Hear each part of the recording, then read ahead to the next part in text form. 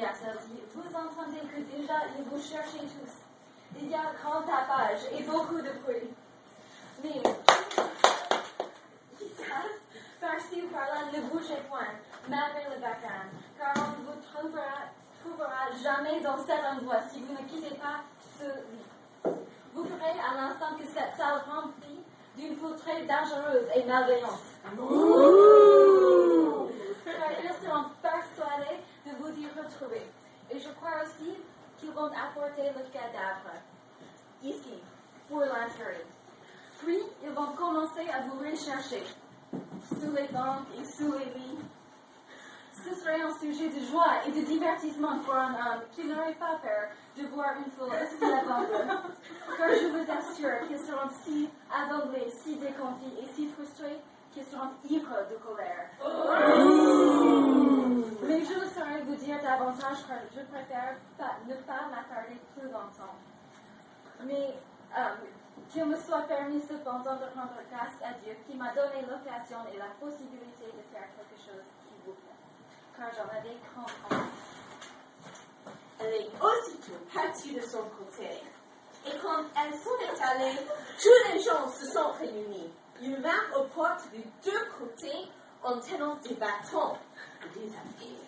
C'était donc une grosse foule, une grande affluence de gens. Vieux rieurs et acharnés.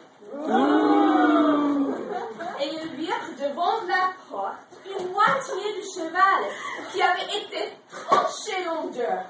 Alors ils croyaient tout à fait certains qu'une fois les portes ouvertes, ils trouveraient à l'intérieur celui qu'ils cherchaient à mettre à mort, puisqu'ils hissèrent ces portes qui ont occasionné la mort de leur personne. Mais au lieu de tomber à l'intention de celui qu'ils assiégeaient, un trébuchet ou un piège, ils y entrent toutes de front, et ils ont alors retrouvé l'autre moitié du cheval mort près du seuil. Mais ils ne point plusieurs assez bons pour voir Monsieur Yvain qu'ils auraient tué très volontiers. Et ce dernier voyait qu'ils enrageaient, qu'ils étaient hors d'heure dans leur colère. Comment est-ce possible, disait-il, car il n'y a ici aucun honnête par qui que ce soit il put sortir, si ce n'est un oiseau en s'envolant, un écureuil ou un cisémus, ou une bête de la même taille ou plus petite, car les fenêtres sont garnies de ferrures, et les portes ont été refermées dès que mon Seigneur fut sorti. Le corps mort ou vivant est ici, dans cette salle, car il n'est point resté là dehors.